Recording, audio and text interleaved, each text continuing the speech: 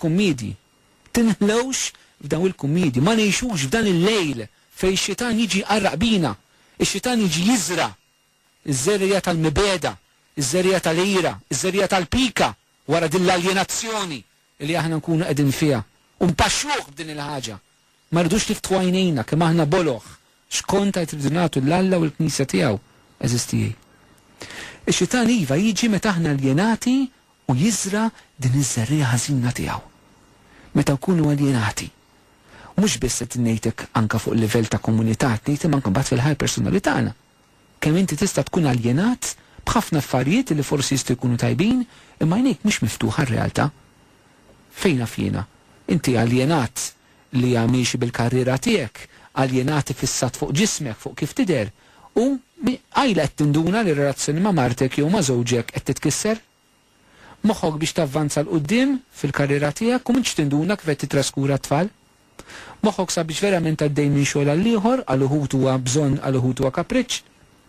Imma mbagħad ir-relazzjoni tiegħek mal-mara kif inhi sejra? Konxu kif il-mara tiegħek qed tħossha waħedha?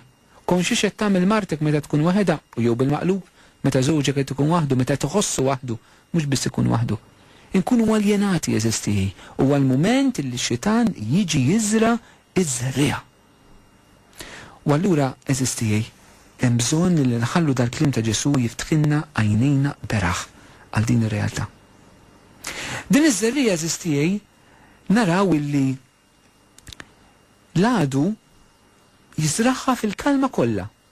Ma jagħmel l-ebda storbju u jebda ħoss. Tant li laqqas jindunaw biha. Jindunaw biss meta jgħaddi żmien u jagħti l-frott u jindunaw illi mażbul telgħu wkoll issa s-sikrana. Però ma jindunawx mill-ewwel.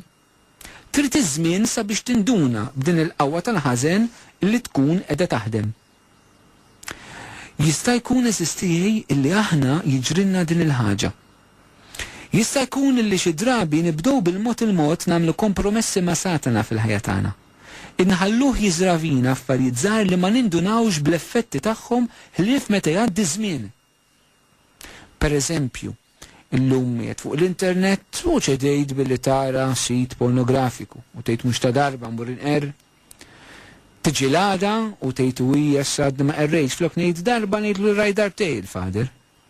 U tiġi l-għada u tiġi l-għada u bil-mod il-mod tibda titnaqqar minn din il-ħaġa. L-effett tagħha kif ikisser lilek spiritwalment, kif ikisserlek ir-relazzjoni fil-familja, kif jista' jkissirlek il-but u l-finanzi daw l-affarijiet jieħdulek il-ħin u s-saħħa u l-enerġija u kollox, forsi mhux ħadd tinduna bih mill-ewwel. Imma jista' jkun li tinduna bih aktar quddiem, aktar tard. Imma l-ħsara tkun hemmhekk. Is-sikran issa tkun qabdet l-eruq ġewwa fik.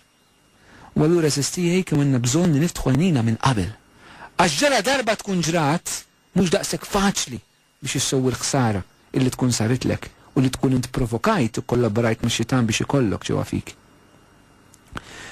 Meta dawn in-nies eżistijej jaraw din il-qamħu s-sikrana li issa kibru flimkien, rridu kieku l-ewwel reazzjoni tkun illi l-ħażen jaqtawh kompletament il-barra. U din tista' tkun anke faċilment ir-reazzjoni tagħna quddiem il-ħażen li aħna naraw fid-dinja. Imma għax ma jaqbadx jeqret il-ħażen. Imma għax xitan għax ma jaqbadx jeqerdu. Għax ma jaqbadx jaqflu fl-infernu ma jħallef xittanta lill-bniedem. Din hija l-ewwel reazzjoni umana tagħna u forsi nazzarda ngħid hija l-ewwel reazzjoni loġika. Però donnu l-loġika tagħna mhijiex il-loġika ta' Alla. Ġesu jgħidilhom ħalluhom li ma tmorrux meta taqtaw is-sikrana taqtaw il-qamħ ukoll. Huwa misteru eżistijej ta' kif Alla jippermetti iva l-ħażen li jibqa' jaħdem ukoll fi żminijietna. Però forsi jekk iridu nifhmu ftit hekk dan il-misteru, irridu nifhmu xi ħaġa li Ġesu qal darba Santa Fawstina, ħanejda din b'analoġija biqbil. Meta Ġesu qalilha l-Fawstina li d-devozzjoni reħna divina kellha taffaċċja problemi serji, inkluż li kellha tiġi mwafqa anke mill-Knisja kif fil-fatt ġara, Santa Fawstina qalt lu Mamulej inta għaliex tippermettiha din il-ħaġa. U Ġesu qalilha żewġ affarijiet. Għal l-ewwel ħaġa biex nurikom li din opra tiegħi u mhix tagħkom. U t-tieni ħaġa sabiex nagħtikom iċ-ċans li timmeritaw qudiemi. Allura forsi nistgħu naraw ukoll eżistijej illi l-mulej jippermetti iva l-ħażen sabiex l-opra tajba naraw li hija tiegħu iż-żerrija tajba hija tas-sew tiegħu. U sabiex f'din it-taqbida tagħna kontra x-xitan aħna wkoll inkunu nistgħu nimmeritaw quddiem Alla. Verament l-għażliet tagħna favorih, l-għażliet tagħna tal-imħabba ikunu għażliet illi huma radikali illi konna anka prezz li nħallsu għalihom u bekk anka nimmeritaw quddiem Alla l-imbierek fil-ħajja tagħna. Il-misteru għaliex Alla jħalli l-ħażen eżisti jibqa' jaħdem, forsi jibqa' jiddomina, forsi jibqa' jfixkel, m'għandniex soluzzjoni għalih. Però nafu żgur ħaġa waħda minn din il-parabola. Il-rebħa finali se tkun ta' dan is-sit. Se jħallihom jikbru fl-imkien, però se jiġi l-mument meta ir-rebħa se tkun definittiva. Is-sikrana se tinqata' l-barra u jibata l-ħruq. U dik li għat-tajba sejra s-saltan. Huwa simbolu tal-ġenna u tal-infern. Il-ġusti li jidru bħal xemx tiddi u simbolu tal-infern il-ħuġġiġa tan-nar li fih tintefa' anka din is-sikrana. Aħna eżistijej nistaqsu il-ħażen u t-tajjeb kif jixu fl-imkien fl-istess dinja. Aħna nemnu li Kristu diġà rebaħ. Però r-rebħa tiegħu se tidher fil-milja tagħha mhux issa fi żminijiet tagħna. Bħalissa aħna jkollna biss l-ewwel sinjali ta' din ir-rebħa. Però r-rebħa tidher kompletament fil-qawwa fil-milja tagħha meta Ġesu jiġi lura u jseħħ il-ġudizzju tiegħu. Sakemm dan iseħħ aħna msejħin sabiex naħdmu f'din is-saltna, sabiex id-differenza bejn il-qam u s-sikrana tkun tista' tidher fil-qawwa tagħha u biex ma nqaħlux is-sikrana tinfluwenza ir-realtà tal-qamħ u r-realtà tad-dinja. Però li naħsbu li l-ħażen bil-ħidma kollha tagħna issa ħajjiġi eliminat kompletament, din mhijiex il-loġika ta' Alla fejn tidħol din ir-realtà. Nerġa' ngħid forsi mhix il-loġika tagħna, mhux il-mod kif aħna nifhmuha. Imma dan il-mod kif il-mulej irid juri fil-imħabba misterjuża tiegħu kif se juri r-rebħa tat-tajjeb fuq il-ħażen, ir-rebħa tajbin fuq il-ħżiena, ir-rebħa tiegħu fuq Satana, ir-rebħa tat-tajjeb fuq il-ħażin. L-aħħar ħaġa sistijej is-sikrana fil-bidu tagħha tkun tidher isha l-qamaħ, ma tkunx tista' tifrida. Ix-xitan jingannana b'affarijiet li jistgħu jidhru tajbin, però fir-realtà ma jkunux. Nitolbu l-Omna Marija sabiex tkun hija bħala l-Immakolata Konċezzjoni li tiftiħilna għajnejna, ħalli fejn tidħol ir-realtà tat-tajb u l-ħażin fil-ħajja tagħna, tgħinna noħorġu rebbieħin fuq il-ħażen, teħlisna mill-inganni ta' Satana, teħlisna min-nar tal-infern kif qaltilna ġewwa Fatima, u tgħinna sabiex aħna nkunu verament qaddisin. Dawk illi fid-dinja l-ġdida sejrin niddu bħax-xemx kif tiddiqi l-Immakolata Konċezzjoni. Jekk nagħmlu dan il-mulija tinaslim.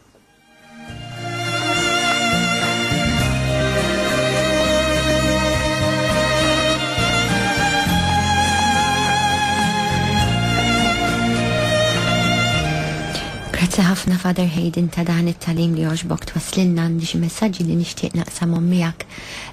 Persuna hawnhekk tgħidlek kemm hu sew li kieku jkollna spjegazzjoni kuljum tal-Vanġelu, proset u barikna. Fuq din ixtnejt ħaġa żgħira, kemm importanti dis-Sinjura tkellmet fuq l-ispjega tal-Vanġelu, kemm hu sabiħ li aħna mod personali nitalmu il-koll nirriflettu ftit fuq il-Vanġelu ta' kuljum. Illum grazzi Alla għandna l-messalini fidejna, hemm diversi modi anke li jkun fuq l-internet kif ikun jaf x'inhu l-Vanġelu tal-ġurnata. Il-Vanġelu aħna ma nħalluhx biss għal realtà tal-quddiesa. Jekk nista' nagħmel ftit għandna ftit ħin illum nutu anke forsi ftit telefonati u tal-messaġġi, nista' nagħmel daqsxejn ftit dil-proposta.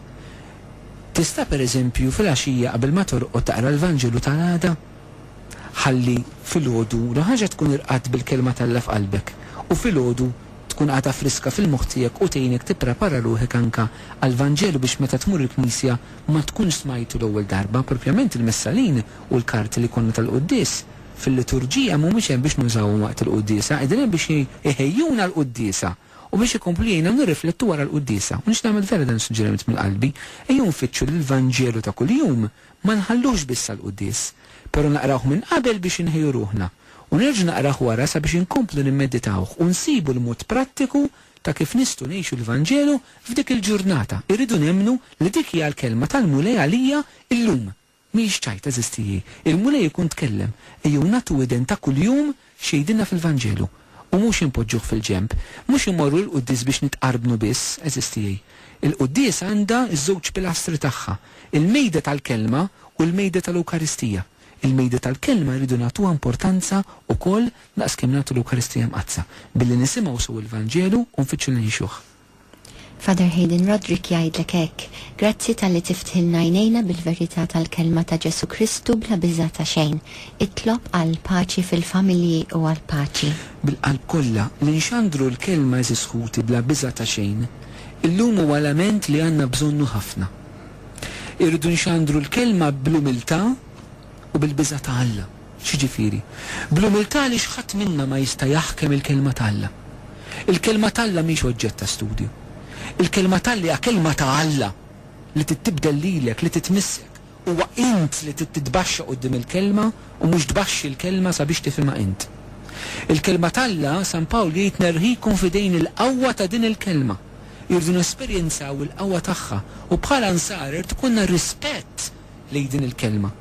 U nħeġġeġ għal din rispett lejn din il-kelma San Franġisk kien jiġbor is-siltiet mill-Iskrittura li kienu